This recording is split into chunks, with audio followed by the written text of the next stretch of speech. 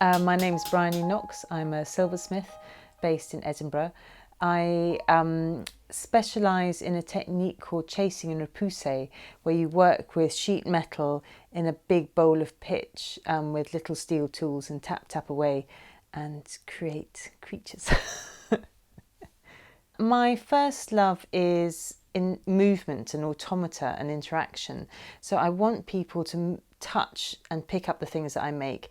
So to try and help that happen more, I try and combine function with a bit of movement and a surprise. So things like as you pour wine out of a bottle, if the pourer opens up, if it's the beak of a bird, then it's a bit of a surprise. It moves, but it has a function.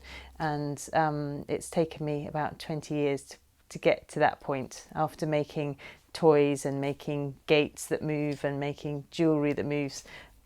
The chasing and repoussé is the main technique that I use. It's an ancient technique from all over the world. I mainly work in silver, but I have worked in other metals in the past. But silver has a real malleability and I just love the way it moves, basically. So you have a flat sheet of silver which you heat up and put in pitch, and the pitch basically holds it like a third hand, holds it steady. And then you can basically work the metal from the front, the back, and then the front again. This takes quite a lot of time, but basically pushing the silver around, and then you can mould it to different shapes. So I, at the moment, are working on a whole series of birds, and so the feathers that you can make and the beaks and things just from pushing the silver around. And then I tend to build up the sheets of silver that I've made to form the head of an animal or the whole piece.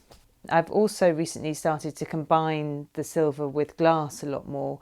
This is partly because I miss colour with silver, and so it sort of adds the colour, but also it means I can create height and also different functions. So I've started to work with bowls and vases as well as decanters, and then I'll make the silver stopper or make a silver lid to do with that as well.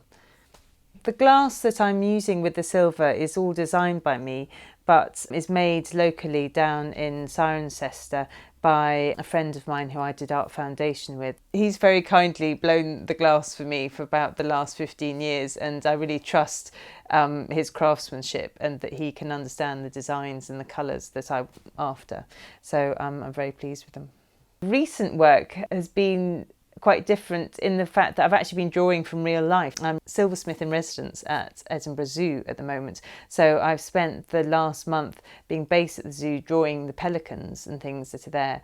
I basically could draw whatever I wanted, but I just fell in love with the pelicans, and so that's been amazing, because before that I would just basically make things up slightly from my imagination or lots of sort of research, but actually drawing from real life is quite tricky. The pieces that I'm making are a real culmination of the silversmithing that I've been doing and working with the glass, bringing more colour, but also each piece has movement within it.